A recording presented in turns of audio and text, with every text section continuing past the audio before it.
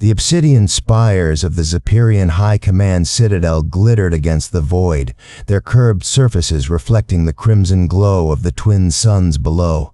Holographic star maps pulsed in the war room center, displaying the borders of the Galactic Dominion in shimmering gold, an empire that had never known defeat. Compared to the sleek, shielded warships of the Dominion, they looked like cargo haulers with guns bolted on. Across the war room, Sub-Commander Vix adjusted her data tablet, her crest of violet feathers flattening nervously. "Admiral, there's an anomaly. One of their ships, the UESN Defiance, has penetrated the outer patrol grid." Crastal's mandibles twitched in a laugh. "A single battleship? Let it come. Their primitive kinetics can't even scratch our shields." Around him, the other commanders joined in. General Raxor of the Shock Legion sneered, his chitinous plates rattling. "I fought insects with better tactics. Their last war was fought with chemical explosives." Laughter echoed through the chamber until a dry, rasping voice cut through. "You underestimate them." All eyes turned to the Vorak ambassador, a reptilian elder draped in scarred robes. His age was impossible to guess, but his yellowed claws tapped slowly against the armrest of his floating chair. The Dominion tolerated the Vorak only because their foresight had saved empires before. Crastal scoffed. "Ambassador, with respect, humans die if you look at them wrong. Their bones snap under half our gravity. Their ships are junk." The Vorak's tongue flicked out, tasting the air. "And yet, the Defiance moves where it should not." A junior tech interrupted, his voice tight. "Confirmed, it's now within the Kessel exclusion zone. No ship has ever breached that perimeter undetected." Crastal scowled and waved a dismissive hand. "A fluke. Their engines are so weak, our scanners probably filtered them as debris." The hologram zoomed in on the lone human vessel. The Defiance was an ugly thing. Angular armor plating, no energy signature, and a prow studded with what looked like outdated railgun ports. No shields, no decorative flourishes, just gray metal and blackened exhaust vents. Crastal snorted. "Scars from killing each other. If they were strong, they wouldn't fracture so easily." General Raxor barked orders into his comm. "Scramble the 7th Fleet! Intercept that! Wait!" Crastal held up a hand, grinning. "Let it come. I want to see their faces when they realize their great weapon bounces off our shields like pebbles." The commanders exchanged glances. The Vorak ambassador leaned back, hissing softly. "Fools.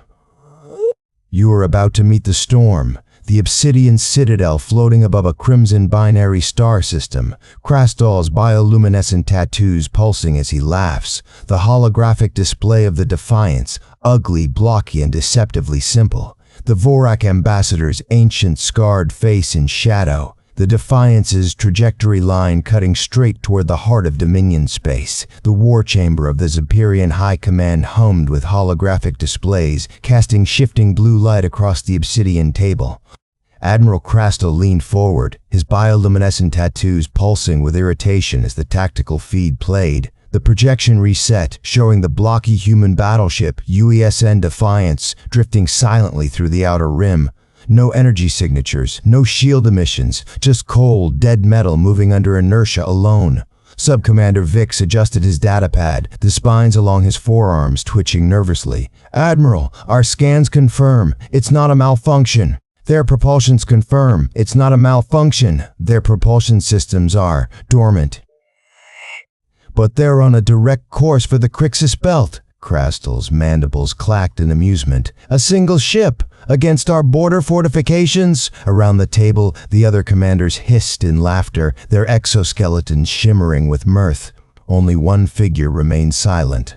The Vorak ambassador sat apart from the others, his scaled fingers steepled. Unlike the chitin-plated Zephyrians, his reptilian eyes reflected the holograms without blinking. "You dismiss them too quickly," the ambassador rumbled, his voice like grinding stone.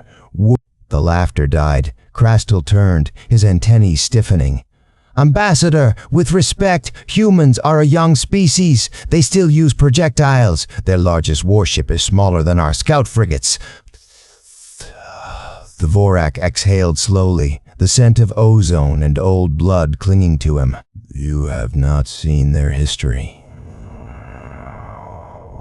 With a flick of his claws, the ambassador overrode the display. New footage appeared, grainy, fragmented records from forgotten observation posts. Mushroom clouds bloomed over deserts. Cities burned under waves of fire. They called this fireworks. The ambassador. Crystal shifted uncomfortably. Primitive fission weapons. We surpassed such crude. The footage changed again. Asteroid miners in patched exosuits rigged fusion charges to a corporate dreadnought. The ship detonated, taking half the orbital dock with it. They turned mining tools into weapons, the ambassador said, because their enemy had better ships. Sub-Commander Vic swallowed hard. Admiral, their military archives mention something called scorched earth tactics. When outmatched, they... Enough! Crystal slammed a fist on the table, cracking the obsidian. These are historical curiosities. We have crushed species with planetary shields. What can one human ship do? The ambassador stood, his tail flicking. You remind me of the Kelthar. They too laughed at human warnings. The Kelthar had been a warrior race, their empire spanning 12 systems. Now they were extinct. What happened to them? Vix asked, despite himself. The ambassador's slit pupils dilated. They glassed a human colony. The humans responded by redirecting a moon.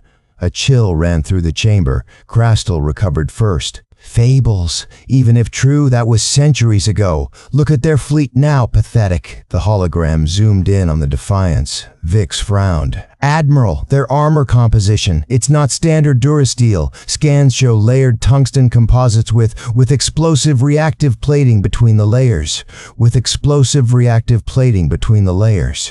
The ambassador made a sound like dry bones rubbing together. A Vorak laugh. You see, they build ships to absorb fire, not deflect it. No civilized species would. Exactly. The ambassador turned to leave. The humans have a saying, speak softly and carry a big stick. He paused at the door, his scales catching the light like old knives. You have not seen the stick. The door hissed shut behind him. Then Crystal snorted. Superstitious old lizard. Prepare the 7th Fleet. Well swat this Defiance like the insect it is. Vix looked back at the frozen image of the human ship. It was smiling at him. No, that was just the angular prow design. The Defiance crosses the border. Zephyrian fighters scramble. Somewhere, a human captain checks his railgun's firing sequence. Let's give them a proper welcome. The bridge of the UESN Defiance hummed with quiet intensity, the kind that settled in the bones of every crew member like the deep vibration of an engine at full burn. The lights were dimmed to combat readiness levels, casting the steel-gray consoles in an eerie red glow from emergency strips along the floor. Captain Ryan Blake stood at the central command platform, his boots magnetized to the deck as he stared at the massive forward view screen. The Zephyrian border loomed ahead, a shimmering curtain of automated defense platforms and patrol beacons stretching across the black. Status report. Blake said, his voice calm but edged with something darker. To his left, engineer Lisa Hayes tapped at her console, her fingers flying across physical keys, a rarity in a galaxy that had long since moved to holographic interfaces. All systems nominal, Captain. Railgun capacitors at 98%, reactor holding steady at 110% output. She smirked. Those Zephyrian scans still can't pierce our stealth plating. As far as they're concerned, we're just a hunk of drifting debris. Across from her, Gunnery Chief Jake Morrison leaned back in his seat, his arms crossed over his broad chest. His console was a mess of manual switches and analog dials, relics from an era when human warships were built to last, not to impress. You sure about this, Cap? Even with the Defiance's specs, we're looking at 100-to-1 disadvantage. Blake didn't turn away from the screen. It wasn't the nervous kind. It was the sound of men and women who had long since accepted the odds and decided they didn't care. Hayes exhaled sharply, shaking her head. You know, most species design their ships with shields. And most species lose, Blake countered. He finally turned, his dark eyes reflecting the tactical displays floating above the command table. The Zephyrians build their warships like glass sculptures, pretty, fragile. We build ours like sledgehammers. Morrison cracked his knuckles. Damn right, let them keep their fancy energy fields. Nothing beats 3 feet of reinforced titanium between you and the void. The Defiance wasn't like other ships in the galaxy, where alien vessels shimmered with sleek curves and glowing shield emitters. The human battleship was a brutal slab of armor and firepower. Its hull was pockmarked from previous engagements, scars left unpolished, a testament to every battle survived. The ship's black and gold naval insignia, emblazoned across its prow, was the only concession to aesthetics. Blake tapped a command into his console. The view screen zoomed in on the nearest Zephyrian outpost, a glittering orbital station shaped like a crescent moon, its surface alive with the pulse of defensive turrets. "Remember the Vorac's warning?" Blake said, his voice low. "They called us the storm that walks." His lips curled into something that wasn't quite a smile. "Let's show them why." A series of heavy clunks echoed through the ship as the Defiance's primary weapon systems powered up. Along its flanks, armored plating slid back, revealing the massive barrels of its Mark V railgun array. Each one was the length of a city block, their magnetic coils humming as they charged. Hayes watched her readout spike. Railguns primed and ready, targeting solutions locked. She glanced up. "Just say the word, Captain." Morrison leaned forward, his fingers hovering over his firing controls. "I've been waiting 5 years to test these babies on something bigger than asteroids." Blake took a slow breath, his gaze fixed on the Zephyrian station. Somewhere beyond it, their fleet was gathering. Somewhere beyond that, their high command was still laughing at the idea of a human threat. That was about to change. "All hands," Blake said, his voice carrying across the ship's intercom. "Battle stations." The Defiance's engines flared to life, its thrusters burning blue-white as it abandoned its drift and surged forward, a lone predator moving in for the kill. The Defiance's bridge, analog controls, steel bulkheads, red emergency lighting, close-up of the railgun array deploying, magnetic coils glowing, the Zephyrian outpost gleaming but fragile against the dark. Captain Blake's face, half lit by tactical displays, his expression unreadable. The Zephyrian fleet detects the Defiance. Too late. First plasma volleys strike the human battleship. Alien shock as the Defiance doesn't die. The Zephyrian 7th Fleet emerged from warp in a blaze of violet light. 300 warships, sleek, silver, and humming with shield energy, formed a perfect sphere around the lone human battleship. Admiral Krastol's flagship, the Dagger of Eternal Dawn, hovered at the center of the formation, its obsidian hull glistening with bioluminescent runes.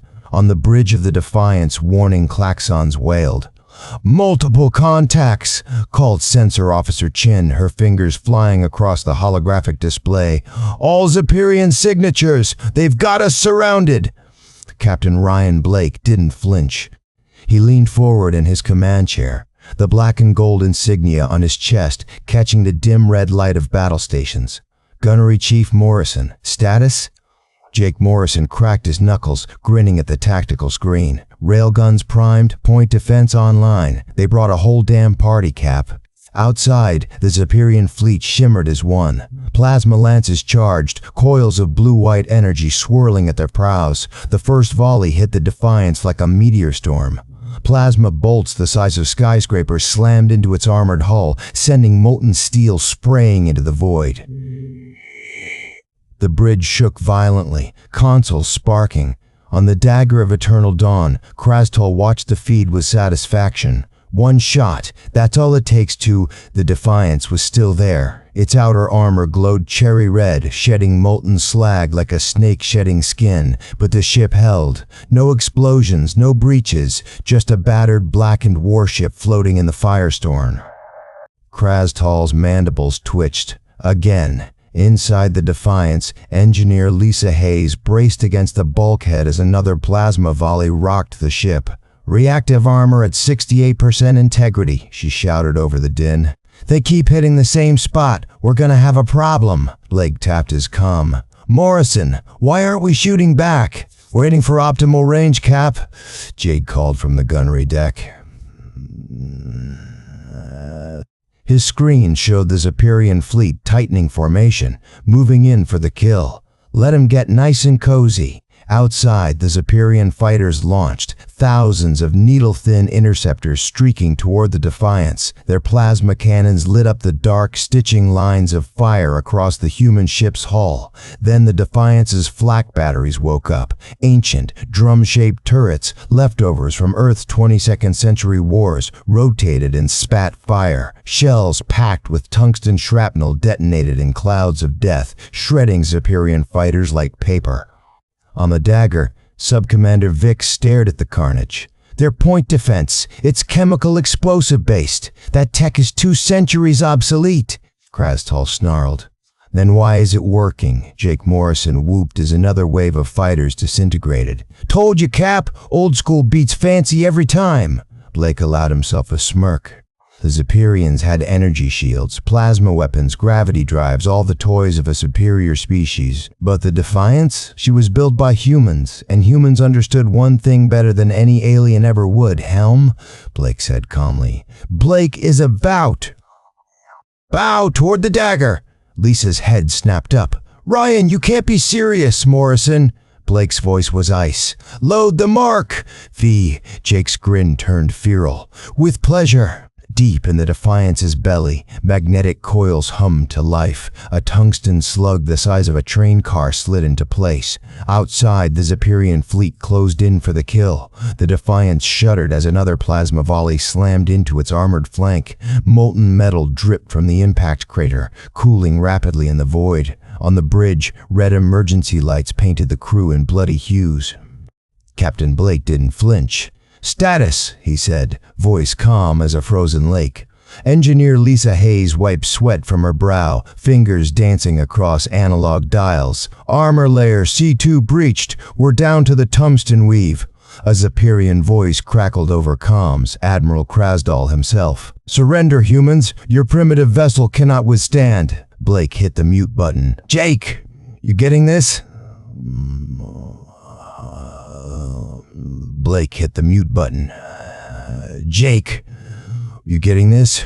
In the gunner's nest, Chief Jake Morrison grinned like a wolf spotting prey, his hands wrapped around twin firing controls. Oh, Railguns charged to 110%. Those lizard brains have no idea what's coming. Outside, the Zephyrian 7th Fleet formed a glittering crescent of death, 300 warships with shimmering energy shields. Their plasma cannons glowed like angry stars preparing to fire. The Defiance looked like a battered old crate in comparison. Firing main battery, Jake announced. The Mark V railgun discharged with a sound that shouldn't exist in space, a metallic screech as magnetic coils accelerated a 20-ton tungsten slug to relativistic speeds. On every Zephyrian view screen, the dreadnought pride of Crick simply ceased existing. One moment it was there, a 2-kilometer-long marvel of alien engineering, an expanding cloud of superheated gas. Silence gripped the Zephyrian command ship. Krastal's frill membrane stood rigid. Scan that weapon, now! Subcommander Vix's claws trembled over the console. Sir, their entire vessel, it's not a warship, it's a... Lisa Hayes' voice cut over open comms, sweet as poison honey. Surprise, scale bags, you built ships to survive, we built ships to kill, the tactical display updated. The Defiance's schematics resolved. No shields. Minimal life support, just layer after layer of armor wrapped around a spinal-mounted cannon the size of a skyscraper. Jake whooped as targeting alarms blared. They're scrambling fighters. Blake didn't blink. Release the swarm. Across the Defiance's scarred hull, hundreds of hexagonal panels slid open. Ancient mining drones, retrofitted with shaped charges, spilled into space like metallic locusts. 1. Human point. Defense systems used physical projectiles. 2. Said projectiles exploded into clouds of hypersonic shrapnel. 3. Energy shields were useless against kinetic weapons. Vix watched in horror as the tactical feed dissolved into static. Admiral, their drone cloud just eliminated our entire fighter wing. Krasdal's claws dug into his command throne. Impossible. Those are civilian mining. We're mining bots, Jake corrected over comms. Now they're your funeral. The Defiance rotated slowly, its railgun capacitors humming as they recycled. Molten armor plates cracked and sheared away, revealing fresh durasteel beneath. On the bridge, Lisa tapped a blinking red button. Secondary systems online. They're gonna love this. Across the Defiance's dorsal surface, armored panels retracted. Dozens of smaller railgun barrels emerged, each capable of firing rounds at 05C. Blake finally smiled. Broadcast this to every Zephyrian ship. He leaned toward the view screen, eyes burning with cold fury. This is Captain Ryan Blake of the United Earth Space Navy. You have 10 seconds to power down your weapons. The Zephyrian fleet hesitated. The Defiance's railguns whined to full charge. Somewhere in the darkness, the Vorak ambassador watched and remembered why his species never provoked humanity. The bridge of the UESN Defiance was silent except for the steady beep of targeting locks. Captain Ryan Blake stood before the main view screen, his reflection staring back at him from the cracked glass. Behind him, the crew waited. Engineer Lisa Hayes wiped grease from her hands, her jumpsuit sleeves rolled up to reveal old burn scars. Gunnery Chief Jake Morrison cracked his knuckles, his grin sharp as a blade. On screen, the Zephyrian fleet hung in space, sleek, shimmering ships with their glowing shields. The Defiance floated among them like a rusted knife in a room of crystal. Blake tapped a button on his console. Open channel, all frequencies, a hiss of static. Then, in the Zephyrian citadel, Krastal's frills flushed purple with rage. His command staff froze, their bioluminescent tattoos flickering uncertainly. Blake leaned forward. The camera feed showed his face unshaven, a fresh cut bleeding above his eyebrow. His eyes were cold. A metallic groan shuddered through the Defiance as its primary railgun charged. Lights dimmed. The ship's ancient reactors whined under the strain. Krastal snarled, slamming a clawed fist into his throne. Shields to maximum. All vessels, target that. Blake's voice cut through. The view screen flickered, switching to a live feed from the Defiance's hull cams. The armor plating was molten in places, slag dripping into space. Entire sections were exposed to vacuum, yet the ship held. Jake Morrison's laughter crackled over the comms. Bet you thought we'd be dead by now, huh? Cap, we're at 40% armor integrity. One more direct hit and... Blake didn't look at her. His gaze stayed locked on the screen. A pause. The Zephyrian admiral's frills twitched. Blake smiled. It wasn't a pleasant expression. The railgun's charging sequence hit 100%. The Defiance shuddered like a beast waking. The bridge, steel bulkheads scorched from plasma burns, wires dangling from the ceiling, a single red emergency light casting long shadows. Blake's close up, sweat and blood on his face, his uniform sleeve torn, showing old battle scars. The Zephyrian citadel, glowing holograms flickering as their systems struggle to process the Defiance's weapon output. Krastal's claws digging into his throne. The railgun, a massive barrel extending from the Defiance's hull, glowing white-hot as magnetic coils hum. Blake's hand hovered over the firing control. This is your last chance to surrender. Blake's finger descended. The Defiance shuddered as another plasma volley slammed into its starboard flank. Molten armor plating sloughed off into the void, the red-hot metal spinning away like dying embers. On the bridge, Captain Blake gripped his command chair as warning klaxons wailed. Structural integrity at 42%, Engineer Lisa Hayes reported, her fingers flying across hardened steel control panels. They're concentrating fire on our aft section. Blake didn't flinch. On the main view screen, the Zephyrian 7th Fleet filled the blackness, hundreds of sleek silver warships arranged in perfect formation. Their glowing plasma cannons pulsed like angry stars. Gunnery, Blake said, his voice calm. Status. Jake Morrison's grin flashed white in the dim light. Railgun charged, Captain. Just say the word. Outside, the Defiance looked like a battered old beast, its angular black hull pock-marked with craters, its running lights flickering. The Zephyrians had expected it to die minutes ago. That was their first mistake. Admiral Krastol's 4 hands clenched behind his back as he watched the human vessel stubbornly refuse to explode. "Again!" he barked. "All batteries fire!" The Dominance's bridge crew flinched at his tone. Their bioluminescent tattoos pulsed nervous blue patterns across their exoskeletons.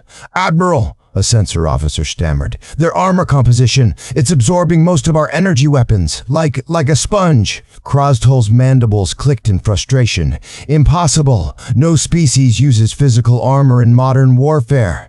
Then the Defiance fired back. The Mark V railgun discharged with a soundless thunder. A tungsten slug the size of a ground car accelerated to Fort 1C in milliseconds. It punched straight through the lead Zephyrian cruiser, Dawn Razor, like a bullet through wet paper. The explosion bloomed silently in the void. One moment, the Dawn Razor was there, a kilometer-long masterpiece of curved silver alloy. The next, it was an expanding cloud of molten debris. "Direct hit," Jake crowed, slamming his fist on the console. "That's one less fancy tin can." Lisa's eyes darted across her screens. "Energy spike." "Their flagship is powering weapons." "Wait, no, they're retreating?" On screen, the Dominance and its escorts began peeling away, their formation breaking apart like startled fish. Blake leaned forward, not retreating, regrouping. "They'll come back harder." He tapped the comms. "All hands, prepare for." A new alarm shrieked. "Multiple new contacts." A panicked voice shouted across the fleet-wide channel. "Warp signatures, human design." Space rippled, tore open. The UESN Atlantica emerged from FTL like a shark breaching dark waters. Twice the size of the Defiance, its angular black hull bristled with missile pods in fighter launch bays. Then more ripples, more tears. 6 human destroyers, Vanguard, Titan's Fist, Stormbreaker flanked the carrier, their railgun turrets already tracking targets. Krastol's blood ran cold. Vice Admiral Carter's voice crackled across the fleet-wide comms. "Defiance, you're looking a little worse for wear." Blake smirked. "Just breaking them in for you, sir." On every Zephyrian view screen, Carter's grizzled face appeared. His scarred cheek twitched as he spoke. "Zephyrian High Command, you have 1 minute to surrender, or we demonstrate why humanity doesn't need energy shields." The Atlantica's launch bays vomited forth a swarm of AI-piloted fighters, old mining drones retrofitted with plasma cutters and missile racks. They moved in perfect sync, a buzzing cloud of death. Zephyrian point defense lasers sliced through a dozen. 100 more took their place. "Evasive maneuvers!" Krastol screamed. The Defiance lunged forward, its battered bow aimed straight at the Dominance's starboard flank. "Brace for impact!" The Defiance rammed the Zephyrian flagship at full burn. Metal screamed, shields flared and died. The Defiance's reinforced durasteel prow carved through the Dominance's elegant curves like an axe through rotten wood. Atmosphere vented in frozen plumes as the 2 ships became one tangled wreck.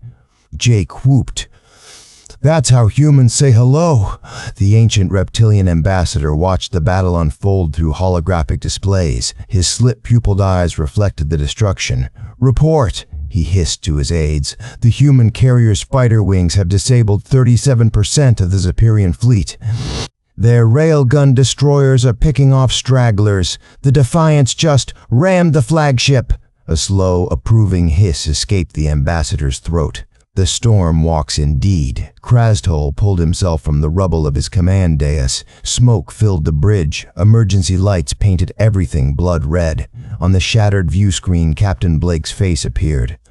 "Admiral," Blake said calmly, "your move." Outside, the rest of the human fleet moved into firing positions. Krastol's mandibles trembled. For the first time in his century of military service, he understood fear. As the Zephyrian fleet surrenders, a new alert pings. Long-range sensors detect something stirring in Vorak space. The Zephyrian citadel burned. Chunks of molten alloy spun lazily through space, trailing smoke like the dying embers of a campfire. The Defiance drifted at the center of it all, her armor scorched black, railgun barrels glowing cherry red from continuous fire, but her engine still humming with quiet, stubborn life. On the bridge, Captain Ryan Blake watched the last of the Superior fleet retreat through the tactical hologram. The 7th Fleet, what was left of it, was a scattered mess of crippled ships limping toward the nearest jump point. Their formation had broken into panic-stricken fragments, their once pristine hulls now pockmarked with railgun impacts and shrapnel wounds. "Signal from the Atlantica," Comms Officer Chen announced. "Admiral Graves sends his regards and asks if you're done showing off." Blake smirked. On the view screen, the massive human carrier UESN Atlantica loomed into view. Her launch bays disgorging wings of Atlantica loomed into view. Her launch bays disgorging wings of AI-piloted fighters. They streaked past the Defiance, their engines painting blue trails across the stars, herding the last Superior stragglers like wolves corralling sheep. "Tell Graves he can clean up the scraps," Blake said. Then he tapped the comms panel, opening a fleet-wide channel. His face flickered onto every Superior screen still functioning in the system.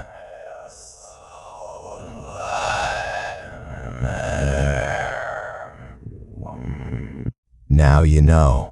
Static hissed for a moment before the Superior commander's face appeared. His bioluminescent tattoos dimmed, his mandibles twitching in what humans had learned was the equivalent of a nervous swallow.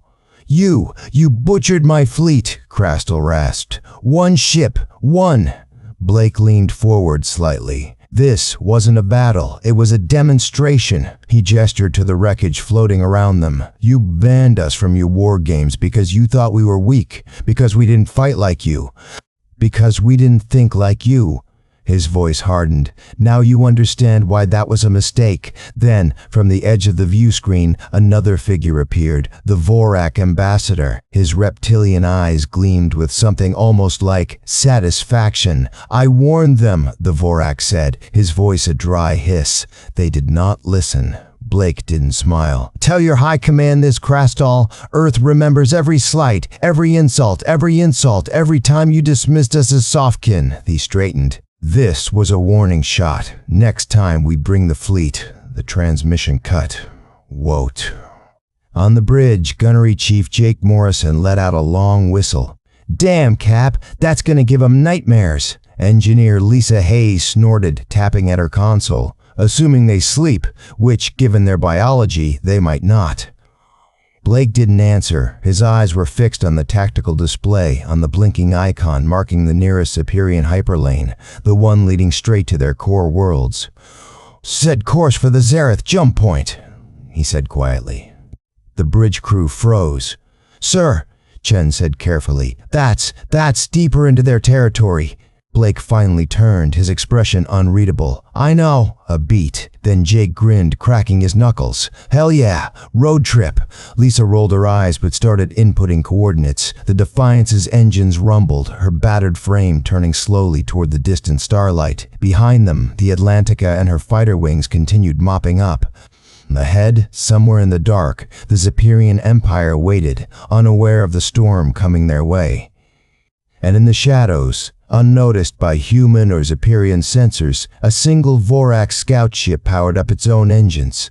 Straight for the Vorak homeworld, the humans have begun. The Defiance, scarred but unbroken, turning toward a swirling hyperlane. The Atlantica's fighters weaving through Superior wreckage. The Vorak ship vanishing into the dark, its hull shimmering with stealth tech. Captain Blake's face, half lit by the tactical display, his eyes reflecting the stars ahead.